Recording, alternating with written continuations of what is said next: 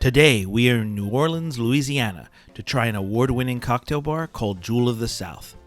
Please join us as we try a few drinks and check out the space to see if it lives up to the awards and is worth you giving a visit.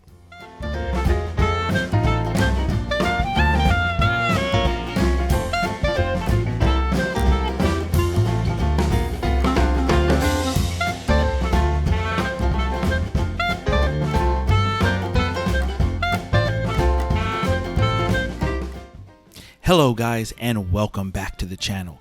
In today's video, we are going to check out a cocktail bar and restaurant called Jewel of the South. Now, Jewel of the South was opened in 2019 by bartenders Chris Hanna and Nick Dietrich, as well as partners John Stubbs and Victoria Espinel. And they want to pay homage and revive a great historic New Orleans cocktail bar of the same name. Now, the original Jewel of the South was opened in 1855 and was a famous 19th century saloon that is credited with being the first restaurant to serve gumbo, and was also owned and operated by Joseph Santini, who is credited with inventing the brandy crusta. This cocktail is important because it is believed to be the first one to use citrus. It even predates the Sazerac and is credited as a precursor of the sidecar. Santini was also the only bartender to be named by Jerry Thomas in his Bartender's Guide, which is believed to be the first cocktail book. So, in keeping with this history, the reborn Jewel of the South is in a restored Creole cottage in the French Quarter that dates back to 1830. Now, since Jewel of the South's opening, they have indeed become one of the premier cocktail bars in New Orleans and won many awards, as well as achieving high rank in many best bar lists, including being among the world's 50 best bars, and in fact, just this year, they won Best Bar Team at Tales of the Cocktail. So they have the awards, they have the press, but what are people saying about it? Well, on Yelp, it has a 4.5 with 208 reviews, and on Google, a 4.7 with 573 reviews. So those are really good numbers. People seem to love the drinks, the ambiance, and many also spoke highly of the food. Now, I really had to look hard for the negative reviews, and the only consistent ones I found mentioned the food. Some felt it was too unusual. The choices were a little unusual and weird. They also felt there should be more standard options. However, overall, it seems people are really liking this spot. Is it worth all the accolades, though?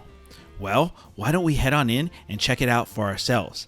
Then, stay tuned for my final thoughts to hear my unbiased opinion on if it lives up to the hype.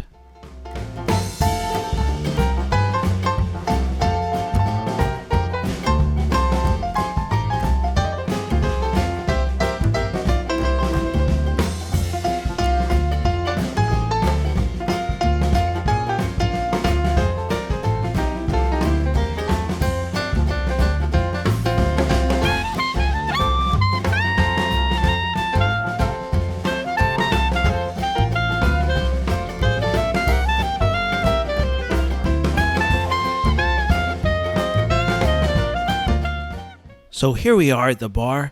Now, it's standing room only today because they just finished reopening from a private event. So they're just getting their chairs back in. So as a result of that, things look a little different. But let's take a look at the menu now.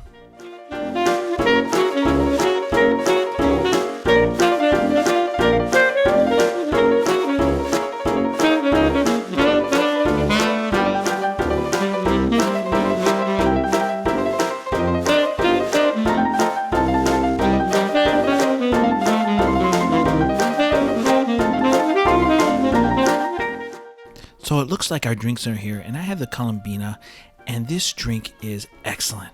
I love the flavors, the botanicals from the gin combined with the herbaceousness coming from both the Verdita along with the Blanc and the Boomsma.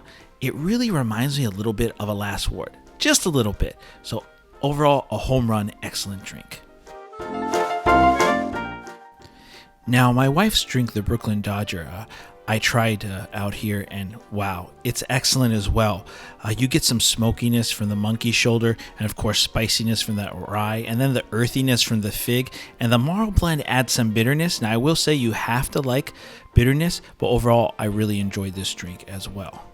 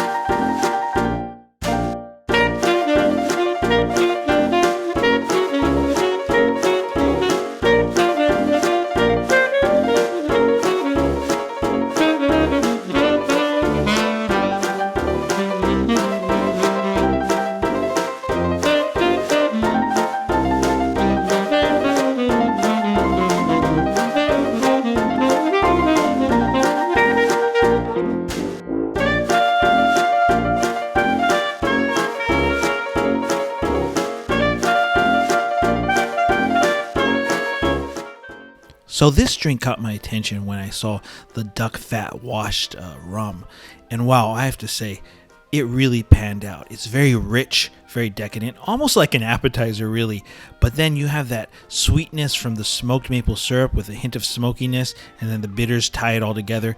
Definitely a delicious drink, but very rich and very decadent.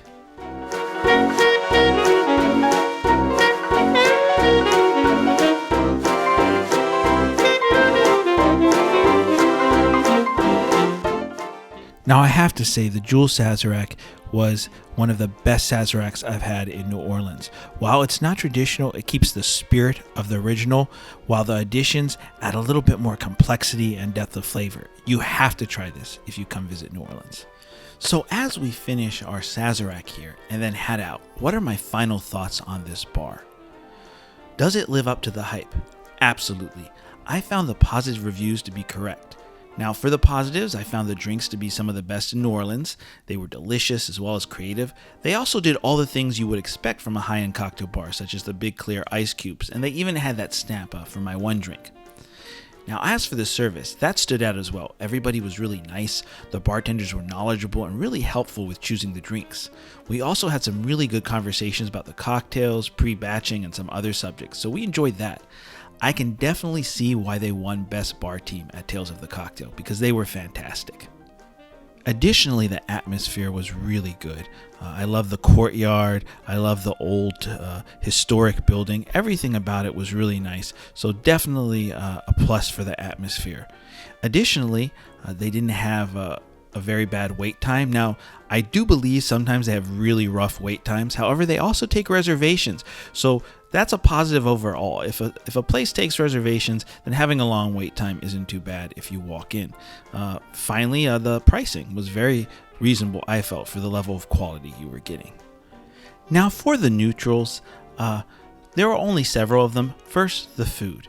Now, me and my wife, we personally really enjoyed the food, but we haven't had very much of it. We had this really delicious deconstructed crab cake, and we also had dessert on another occasion, and both were delicious. However, I will say that I do agree with the reviews when looking at the menu. It's very unique, very different, very unusual. Definitely not traditional Southern food. So I can see why some people might not like this food and they will want something more traditional. So I definitely place it as a neutral because some people really love it and other people are not going to like it at all.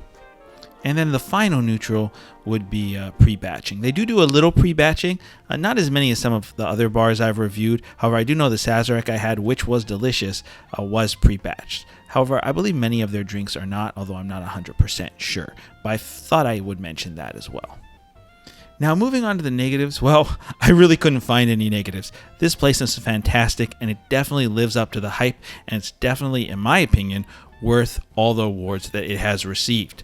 So, in conclusion, if you're coming to New Orleans, this place is a must visit. Definitely give it a try. It's one of the best cocktail bars in the city. And if you live here, well, I would hope you've tried it. If I lived in New Orleans, I would definitely be a regular here. It's a fantastic spot. Well, those are my final thoughts on Jewel of the South. Please let me know what you think or if you have any questions in the comments below. If you enjoyed this video, please click like and subscribe. Also hit the bell icon so you get notified of any new videos. And most importantly, always drink responsibly. Thank you for watching, and please join us again on Boozy Explorers.